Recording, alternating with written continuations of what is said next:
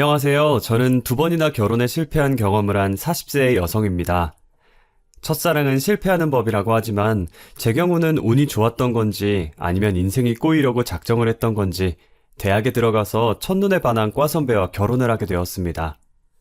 졸업할 때까지 열렬한 사랑을 했고 졸업과 동시에 결혼식을 올린 거죠. 남편은 한 번도 다른 여자들에게 한눈을 팔지 않고 저만 바라보고 사랑해 주었습니다. 하지만 결혼하고 나서 보니까 남편이 본색을 숨기고 있었더라고요.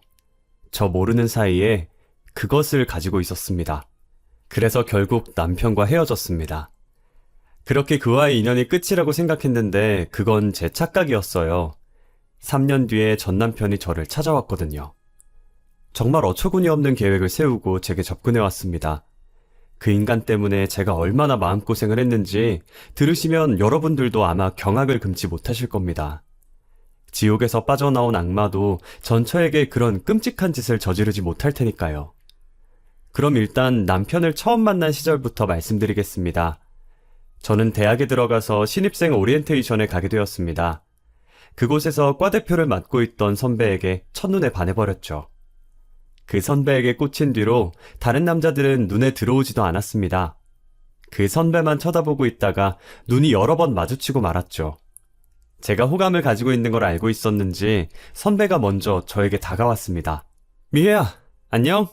오늘 날씨 참 좋다. 점심은 먹었어? 네, 방금 학식 먹었어요. 그럼 소화도 시킬 겸 산책로 따라서 걸을까? 처음에는 저한테 관심이 생기신 건가 했는데 후배들이라면 남녀를 막론하고 아주 친절하게 대해주시더군요. 물론 저는 속으로만 선배를 좋아하며 질투하고 있었습니다.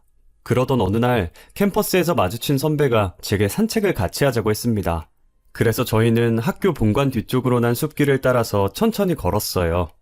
선배랑 같이 있다는 생각에 너무 떨려서 무슨 말을 꺼내야 할지 모르겠더라고요. 아무 말 없이 걷고만 있다가 선배가 지루했는지 갑자기 손목시계를 쳐다보았어요. 미혜야, 난 수업이 있어서 가봐야겠다. 같이 걸으니까 심심하지 않고 좋았어. 오후에 시간 되면 과방으로 와. 선배는 다음 강의가 있는 건물 앞에 오자 미련 없이 가버렸죠. 잠시 동안이었지만 선배가 제게 호감을 가지고 있다고 착각을 했던 겁니다. 그냥 말동무가 필요했던 건데 말이죠. 그 후에도 거의 매일 선배와 마주쳤지만 선뜻 다가가지 못하고 망설이고 있었습니다. 그런데 선배와 가까워지는 결정적인 순간이 찾아왔습니다.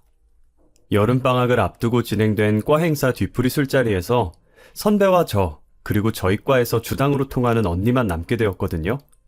그날은 평소와 다르게 선배가 1차만 마시고 끝내자고 했습니다. 자, 오늘은 이 정도로 끝내도록 하자. 이제 늦었으니까 다들 집에 가야지.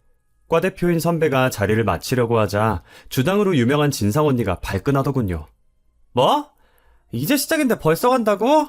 분위기 흐트리지 말고 그냥 있어. 우리 이쁜 후배들 12시도 안 됐는데 벌써 갈 건 아니지? 술 기운이 오른 언니가 자리에서 일어서는 선후배들을 붙잡고 2차를 가자고 매달렸어요. 하지만 그 언니의 고약한 술버릇을 알고 있어서 모두 다 피하기 바빠 보였죠. 언니는 맨정신일 때는 세상 착하고 얌전한 여자였지만 술이 들어가면 확 달라져서 말이 많아졌거든요.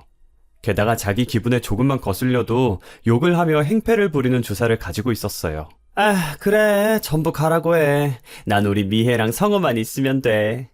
언니가 술집 앞에 서 있던 저와 선배 사이로 들어와 도망가지 못하게 팔짱을 껴버렸어요. 그리고 다른 술집으로 끌고 들어가 버렸죠. 저와 선배는 난처했지만 이미 취해버린 언니를 감당할 수 없었습니다. 몰래 도망갔다가는 그 언니가 술집에 들어누울 게 분명했거든요. 떨떠름한 표정으로 일단 셋이서 2차를 시작하긴 했습니다. 그런데 역시나 일이 터지고 말았죠. 마구 떠들면서 술을 마시던 언니가 옆자리 학생들과 시비가 붙어버렸습니다. 저기 테이블 왜 이렇게 시끄러워? 이 식당 전세 냈어요? 조용히 좀 해요! 술 기운이 올라 목소리가 커진 언니를 못마땅하게 쳐다보던 옆자리 학생 중 하나가 조용히 하라고 소리를 지르더라고요. 술이 만땅 취했는데 여기서 가만히 있을 언니가 아니었죠. 언니가 벌떡 일어나 삿대질을 하며 시비를 걸기 시작했어요. 뭐?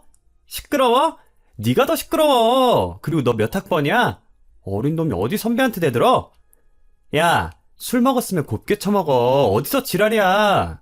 언니가 옆 테이블과 말다툼을 하는 순간 분위기가 험악해지고 있었어요. 저는 얼른 언니를 말렸고 선배는 학생들에게 고개 숙여 사과를 했죠. 그리고 흥분해서 길길이 날뛰는 언니를 밖으로 끌어냈습니다. 야, 이거 놔! 저 자식들 버릇을 고쳐주겠어! 과 선배는 더 이상 술을 먹이면 안 되겠다고 생각했는지 저한테 언니네 집이 어디냐고 묻더라고요. 미혜야, 너 민정이 집이 어디 있는지 알지? 앞장서, 얼른. 데려다가 눕혀야겠다. 아, 네, 이쪽이에요. 저는 언니랑 친해서 어디서 자취하는지 알고 있었거든요. 저희들은 몸도 가누지 못하고 비틀거리는 언니를 집으로 데려갔어요. 언니를 집에 눕히고 나오니 벌써 새벽 1시가 넘었더군요. 당연히 그 시간엔 버스도 다니지 않았고 더군다나 언니가 살고 있는 곳은 골목 안쪽 후미진 곳이라 택시도 잘 다니지 않았어요. 솔직히 학생이라 택시비도 없어서 집에 가기에는 부담스러운 시간이었죠. 이걸 어쩌나 고민하고 있는데 선배와 같이 있고 싶기도 해서 조심스럽게 제안을 하나 했어요. 선배, 그냥 여기서 자고 갈래요? 뭐? 그래도 돼? 언니 집에서 자주 잔 적이 있어서 괜찮을 거예요. 언니가 자고 가라고 해서 어쩔 수 없이 잤다고 하면 돼요. 선배가 안 된다고 말할까봐 얼른 북박이장에서 이불을 꺼냈어요. 제가 재빠르게 이불을 펼쳐서 선배한테 씻고 오라고 했죠. 선배도 싫은 눈치는 아니었어요. 알겠다면서 욕실에 들어가서 졸졸졸 물소리를 내는데 뭔가 기분이 야릇해지더라고요. 미쳤나봐. 괜히 자고 가자고 했나? 선배가 씻는 동안 혼잣말을 얼마나 많이 했는지 몰라요. 제가 이불 속을 이리 뒹굴고 저리 뒹굴면서 술에 너무 취해 후회할 짓을 한 건 아닌지 걱정됐어요. 그때 욕실 문 열리는 소리가 들리더니 선배가 나와서 말하더라고요. 나 다 씻었어. 미혜, 너도 씻어. 그 목소리를 듣는데 심장이 너무 빨리 뛰었어요. 얼굴이 빨개진 게 들킬까봐 후다닥 욕실로 뛰어들어가서 얼른 세수부터 했죠. 정신을 차리려고 해도 이 순간이 꿈같이 느껴졌어요.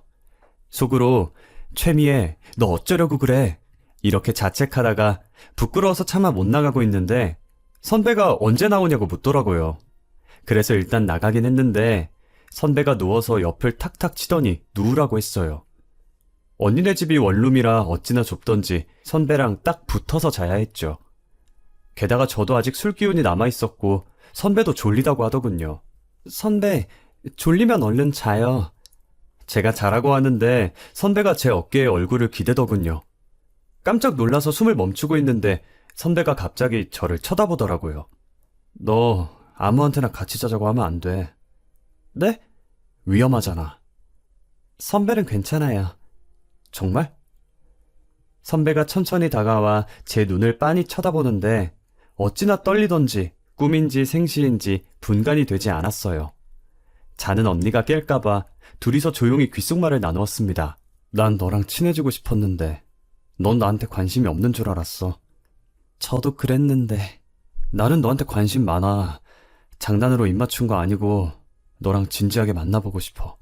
그날 새벽 선배도 저를 마음에 두고 있었다는 걸 알게 되었죠. 그 후로 캠퍼스 커플이 된 저희들은 3년 동안 바늘과 실처럼 붙어 다녔어요. 졸업하기 전까지는 정말 행복했죠. 크게 싸우는 일이 없었지만 졸업 후가 문제였어요.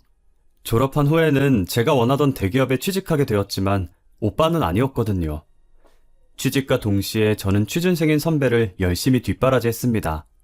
데이트를 해도 제가 거의 다 계산했고 동거를 하면서 공부에 필요한 책부터 사소한 생필품들까지 제 돈으로 사놓았습니다. 하지만 선배는 2년 동안 취업 한 번 못하더라고요. 저는 내심 걱정이 되기 시작했습니다. 그래도 의기소침해진 선배 앞에서 티를 낼 순 없었죠. 오빠, 기운 내. 돈 잘 버는 내가 있는데 무슨 걱정이야. 이번에 면접 준비만 잘하면 될 것 같다며. 열심히 다시 해보자. 고마워, 미애야. 내가 이번 상반기에는 꼭 붙을 수 있을 거야. 선배는 연이은 실패에도 꿋꿋하게 다시 도전하더라고요. 그런데 얼마 후에 선배 어머니께서 저를 보자고 하셨습니다. 저희들은 사귄 지 오래돼서 양가에 인사드린 적이 있었거든요. 상견례라는 말만 안 붙였지 거의 결혼식을 앞둔 부부나 마찬가지였어요. 그런데 시어머니께서 갑자기 결혼 이야기를 꺼내니까 당황스럽더라고요. 니들 말이다. 일단 결혼식부터 올리는 게 좋겠다. 시어머니께서도 불안하셨나 봐요. 선배가 계속 백수로 남을까봐 대기업에 다니는 저를 붙잡으려고 하셨어요. 아가, 아들은 아직 직장을 못 잡았지만 일단 너라도 좋은 자리 잡았으니까 얼른 결혼식 올리는 게 낫지 않겠니?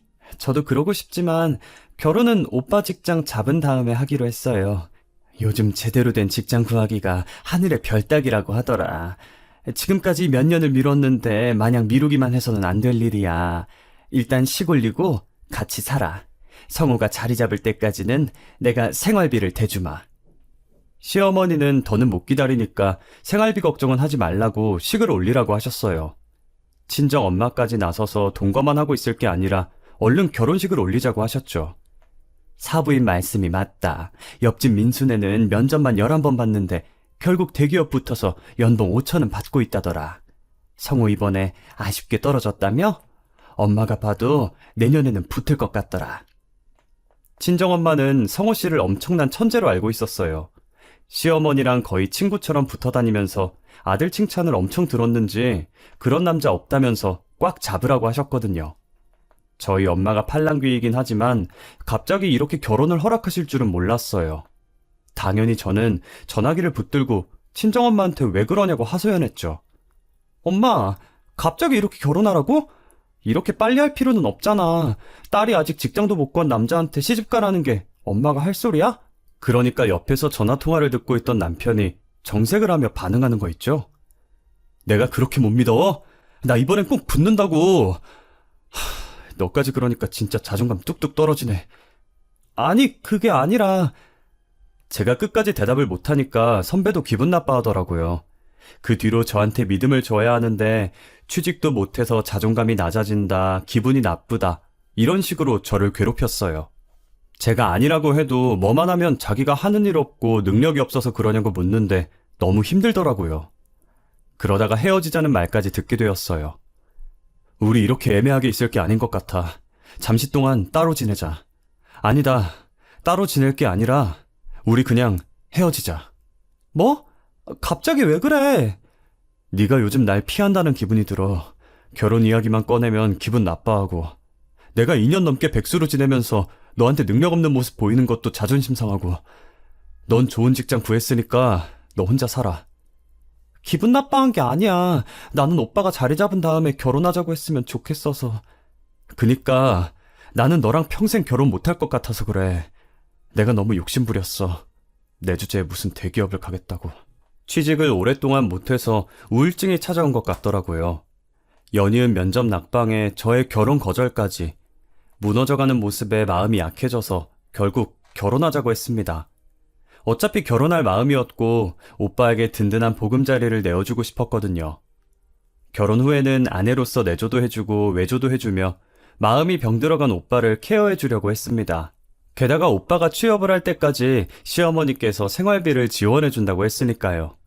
오히려 지금 상황보다는 나을 것 같았습니다. 그런데 결혼 후 3개월 정도 지원을 받았을 때였을까요? 시어머니께서 갑자기 어이없는 말을 꺼내셨습니다. 이번에 연봉 올랐다며? 이제 생활비는 안 줘도 되겠지? 네? 제가 돈을 벌기는 하지만 앞으로 저희 미래 생각하면 돈을 모아야 해서요. 어머님도 오빠 취업할 때까지 계속 도와주기로 하셨잖아요. 그렇기는 하다만 둘 다 백수라면 모를까. 너 혼자 벌어도 충분히 생활이 되는데 굳이 나까지 나서서 도와줄 필요는 없는 것 같다. 시어머니는 제가 경제적인 능력이 있다는 걸 내세우면서 마음대로 생활비를 끊었습니다.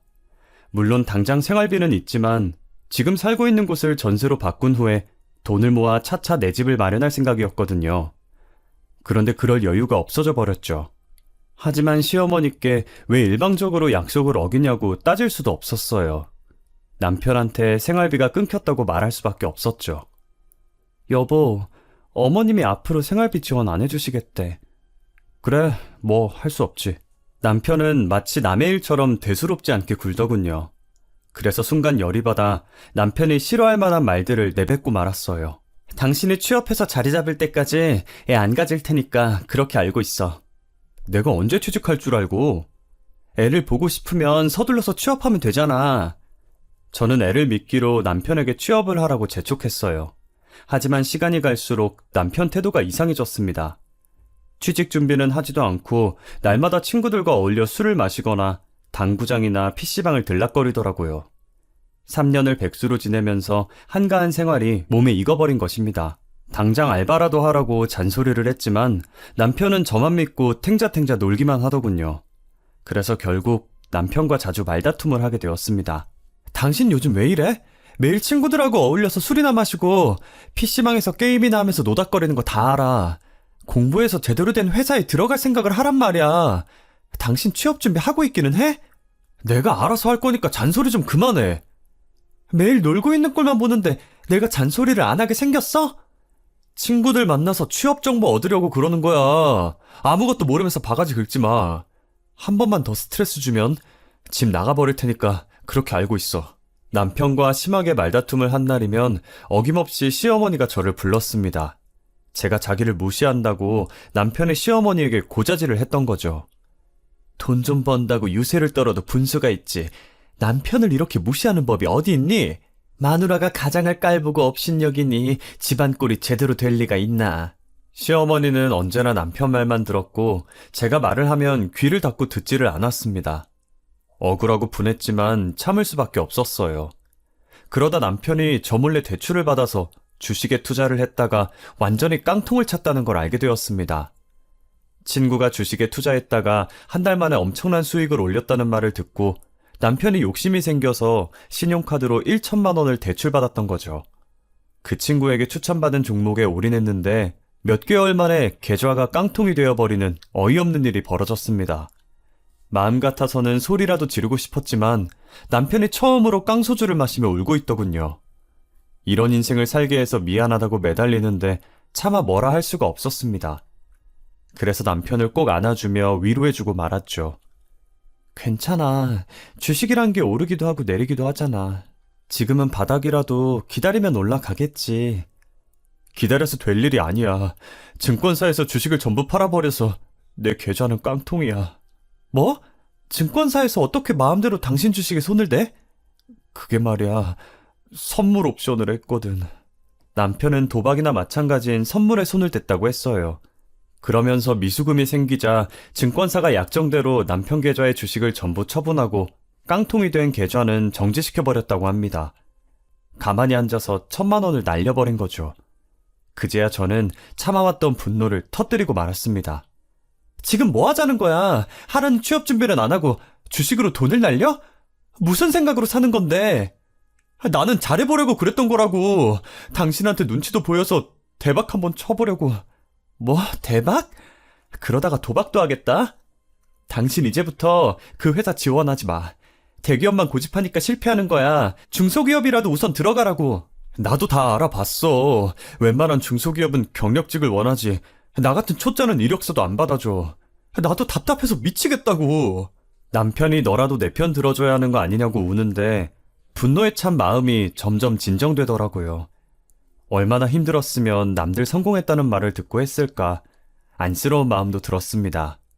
어차피 화내봤자 1,000만 원이 돌아오는 것도 아니니까 겨우 이성을 붙잡고 남편을 다독였어요. 여보, 다음부터 안 그러면 돼. 1,000만 원은 수업비 냈다고 생각하자. 어차피 당신 탓해봤자 1,000만 원이 돌아오는 것도 아니고 우리 둘 다 없는 일이라고 생각하게. 응? 그러니까 그만 울어. 고마워 여보. 내가 잠깐 제정신이 아니었어. 이제부터는 정말 죽을 각오로 준비할 거야. 만약 이번에도 실패하면 당신 시키는 대로 할게. 남편은 마지막 기회라고 생각했는지 열심히 준비했지만 결과는 실패였어요. 이제야 눈앞에 처해진 현실이 보였는지 닥치는 대로 일을 해보겠다고 하더라고요. 이젠 안 되겠어. 취업은 포기하고 막노동이라도 알아봐야겠어. 그래, 잘 생각했어. 얼마가 됐든 간에 당신한테 맞는 일자리 찾아보자. 남편은 선배 소개로 물류센터에서 창고 관리하는 일을 하게 되었어요. 그런데 몇 달이 지나도 남편이 월급을 가지고 오지 않는 겁니다. 여보, 당신 월급 안 받았어? 왜 몇 달이 지나도 들어오는 돈이 없지? 당연히 받았지. 근데 내가 쓸 데가 좀 있어서. 제가 생활비를 달라고 하자 남편은 쓸 데가 있다는 핑계를 대면서 5개월 넘게 생활비를 주지 않았어요. 그러다가 남편이 저를 속이고 있다는 사실을 알게 되었죠. 우연히 보게 된 남편의 휴대폰에서 충격적인 메시지를 발견하게 되었습니다. 남편이 은행에서 5천만 원이 넘는 빚을 지고 있었거든요.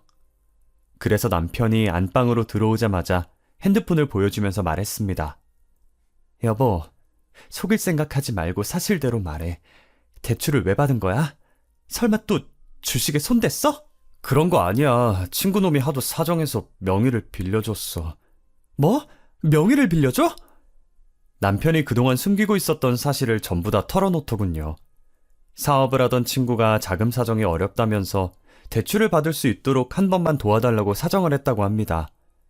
무릎 꿇고 눈물까지 흘리길래 어쩔 수 없이 명의를 빌려줬다는데 정말 어이가 없었죠.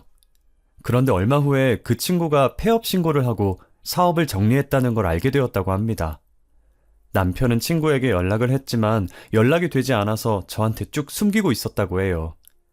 은행에서는 폐업을 했기 때문에 대출금을 당장 내놓으라고 재촉을 하고 있어 생활비도 주지 못했다고 하네요. 매달 월급 털어넣으면서 맞고 있었는데 이제 한꺼번에 갚으라고 난리를 치니까 뭘 어떻게 해야 할지 모르겠어서 정말 미안해 여보. 남편은 풀이 죽어 기어들어가는 목소리로 미안하다고만 했어요.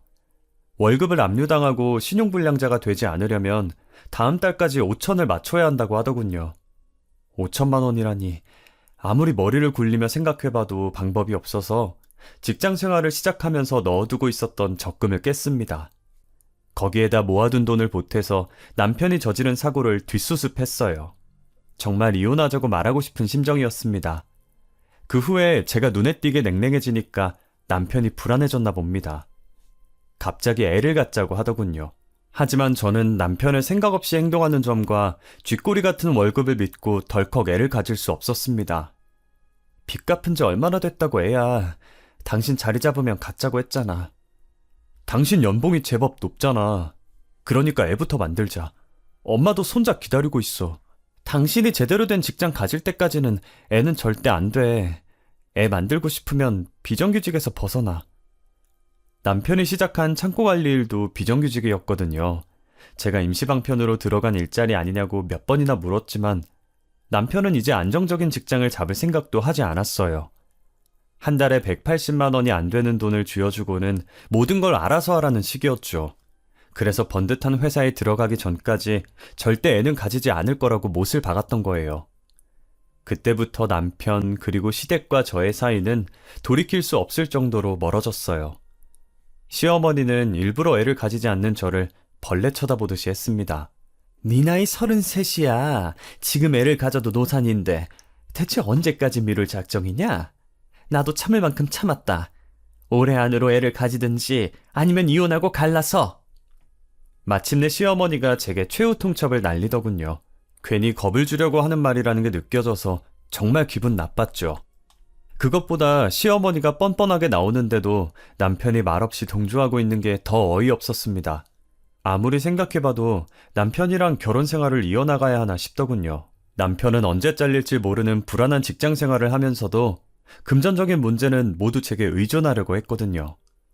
거기에 시어머니는 어떤 문제가 생겨도 남편 편만 들었습니다. 5천만 원의 빚이 생겨도 시모가 빨리 갚으라고 독촉한 것도 생각나고 남편의 무능력함이 지긋지긋해져서 결국 5년 만에 합의 이혼을 하게 되었습니다. 요즘 한 달이 건너면 돌싱들이 판을 치는 세상이라 이혼이 별스러운 일은 아니었지만 한동안은 적응이 되지 않았습니다. 가슴에 구멍이라도 뻥 뚫린 것처럼 허전했고 일이 손에 잡히지 않았죠. 그래도 뜻밖의 행운이 찾아와 이혼의 후유증을 극복하게 되었습니다. 주식 투자를 하시면서 10년 동안 한 종목을 꾸준히 사들인 아버지가 초대박을 터뜨린 겁니다.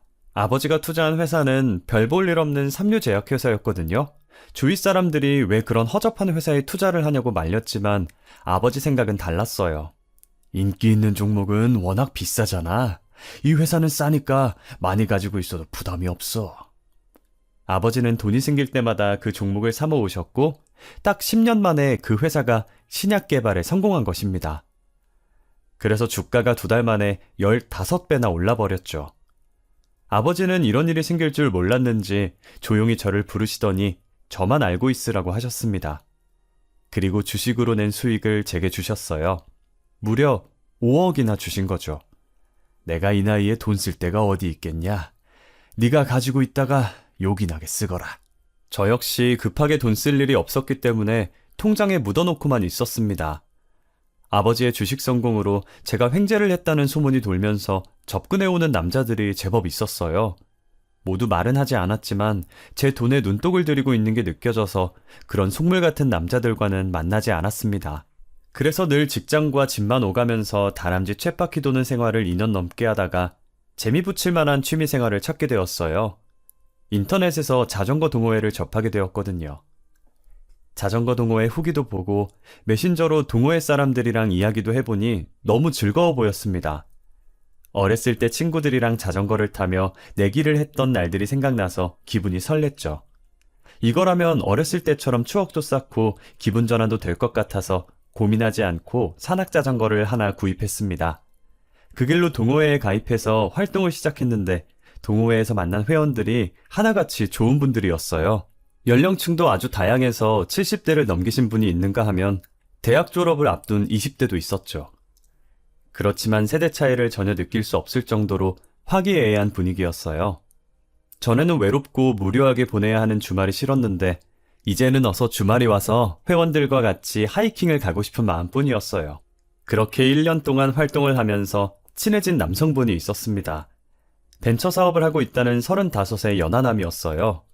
성격도 활발하고 싹싹하니 말도 잘 붙이는 게 주말마다 모임에 나타나서 친한 척을 하더라고요.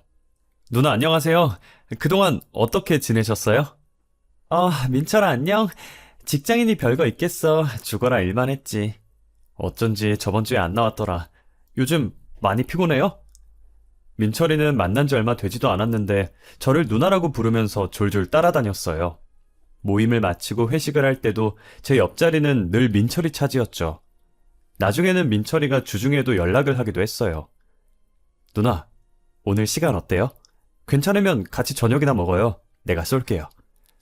근데 오늘은 마감해야 될 업무가 있어서 8시 넘어야 퇴근할 것 같아. 난 괜찮아요. 제가 누나 회사에 데리러 갈게요. 민철이는 일주일에 2-3번은 꼭 연락하더라고요. 그때마다 밥을 먹거나 차를 마시자고 했어요. 민철이가 운영하는 사무실이 제 회사와 그리 멀지 않은 곳에 있어서 그런 줄 알았죠. 그런데 민철이가 저를 이성으로 느낀다는 사실을 알게 되었습니다. 민철이한테 왜 여자친구가 없냐고 물었거든요. 민철아, 넌 왜 사귀는 여자가 없어? 빨리 결혼해야지. 얼마 전에 마음에 드는 여자가 생겼는데 쑥스러워서 고백을 못하고 있어. 누나도 아는 사람이야. 그래? 누군데? 우리 동호회 사람이야? 말해봐, 내가 도와줄게. 그게 누구냐면 우리 동호회 사람이고 최미혜라는 여자야. 뭐라고? 그게 무슨 뚱딴지 같은 소리야. 전 그만 피식 웃어버리고 말았어요. 민철이가 저를 웃기려고 농담을 한다고 생각했죠. 하지만 민철이가 정색을 하면서 쳐다보더라고요. 정말이야. 누나랑 같이 있으면 세상을 다 얻은 것 같고 너무 편하고 좋아. 나는 누나랑 진지하게 만나보고 싶어. 민철이가 3년 전에 사귀던 여성에게 차이고 충격을 받아서 한동안 여자를 만날 생각이 없었다고 하더군요. 하지만 저를 만난 뒤로 마음이 싱숭생숭해지더니 뭐만 하면 제가 생각났다고 했습니다. 요새는 누나가 뭐하고 있나 궁금하고 이번 주말에는 누나랑 어디 갈까 고민하는데 누나가 다른 남자랑 데이트한다고 하면 마음이 불안해져. 민철아, 연애나 결혼은 장난이 아니야. 친누나처럼 편하게 생각하는 건 좋은데 우리 사이는 딱 거기까지야. 아니야 누나, 제발 거절하지 말고 나랑 몇 번만 만나보면 안 돼? 결혼하자는 것도 아니고 연애하자는 건데 뭐 어때? 내가 이혼녀라도? 그래도 괜찮아? 저는 민철이가 깜짝 놀라 아연실색할 줄 알았는데 전혀 상관없다고 하더라고요. 아무리 이혼녀에 대한 편견이 없다고 하더라도 교제의 순간이 찾아오면 저 사람의 이혼 사유가 뭐였을까, 무슨 문제가 있었던 걸까 한번 생각해보게 되거든요. 그런데 그런 생각 없이 민철이가 제 손을 잡고 누나가 2번, 3번 이혼했어도 상관없다고 하더군요. 그 말을 듣는데 기쁜 것보다 실연의 상처 때문에 민철이가 저한테 의지하는 거라고 생각했습니다. 저는 조건이 좋은 다른 여성을 찾아보라고 타일렀지만 민철이는 눈에 뭐가 쓰인 사람처럼 제게 집착했죠. 결국 민철이의 연락을 피하기 시작했지만 동호회 멤버들도 저희 관계를 알게 되었어요. 제가 연락을 피하니까 민철이가 저랑 그렇고 그런 관계라고 말하고 다닌 거죠. 다른 남자들이 호감 표시를 할까봐 미리 손을 쓴 것 같았어요. 결국 다른 동호회 멤버들이 불편하다는 컴플레인을 걸었나 봐요.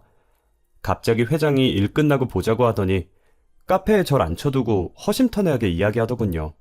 미애야, 민철이가 저렇게 죽고 못 산다는데 진지하게 만나봐. 연하면 좋은 거 아니니? 나 같으면 이게 웬 떡이냐 하고 낼름 물어버리겠다. 왜요? 동호회 사람들이 저한테 말 걸 때마다 민철이가 분위기 망쳐서 그렇죠. 아니, 굳이 그런 건 아닌데 내 눈엔 민철이가 괜찮아 보여서. 그게 민철이 걔가 돈도 많이 벌잖아. 걔가요? 너 몰랐어? 회장 언니는 민철이가 그 나이에 돈도 잘 벌고 연하라는 좋은 조건도 다 갖췄는데 왜 안 사귀냐고 부추기더라고요.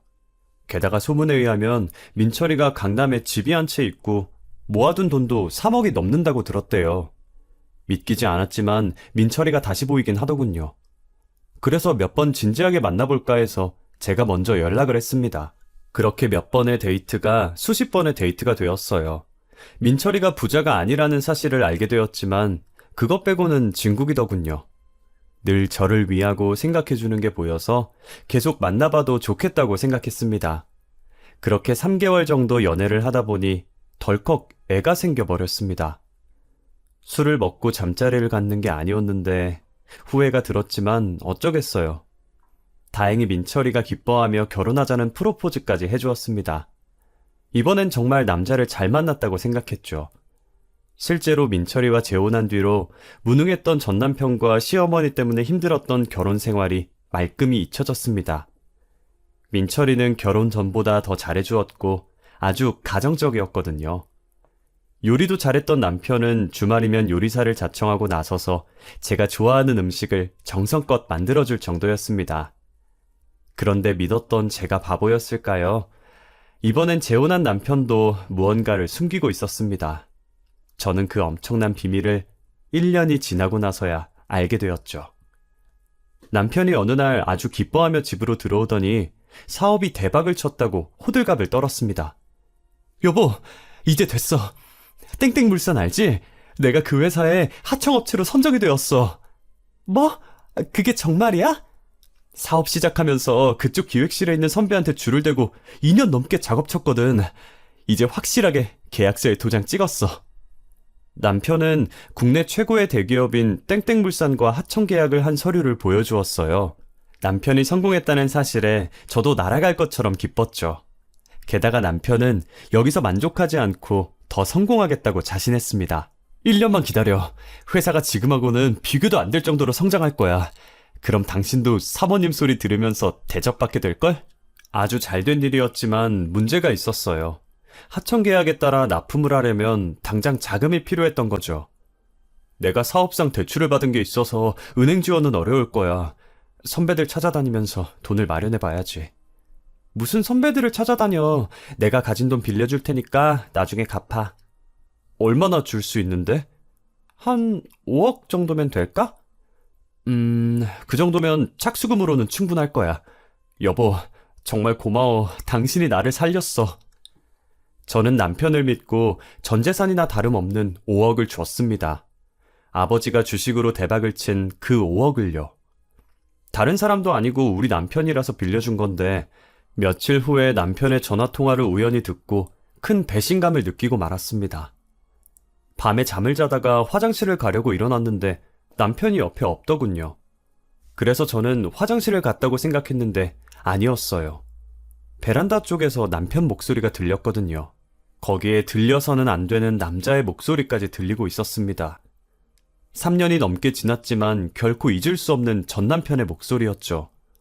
민철이가 서류를 보며 무언가를 메모하고 있느라 스피커폰으로 전화를 받고 있었습니다. 전 남편은 다급했는지 목소리가 아주 커서 무슨 말을 하는지 전부 다 들리고 있었죠. 야, 언제까지 꾸물거릴 거야? 돈은 뽑아냈으니 빨리 튀어야지. 알고 있어, 형. 서두르지 말고 조금만 더 기다려. 우리가 아예 튀는 것도 아니잖아. 일단 3억 다시 모아서 누나한테 돌려주면 누나도 용서해 줄 거야. 야, 네가 3억을 어떻게 모으냐? 이러다가 그년이 네가 사업 말아먹고 돈 한 푼 없는 알거지란 거 알면 우린 싹 다 망한다고. 민철이가 전 남편과 무슨 전화 통화를 하는 거지? 처음에는 믿을 수 없어서 머릿속이 새하얘졌습니다. 하지만 아무리 전화 통화를 엿들어도 둘은 분명히 아는 사이였습니다. 저는 은밀하게 둘의 관계와 남편이 하고 있는 사업에 대해 훔쳐듣다가 경악하고 말았습니다.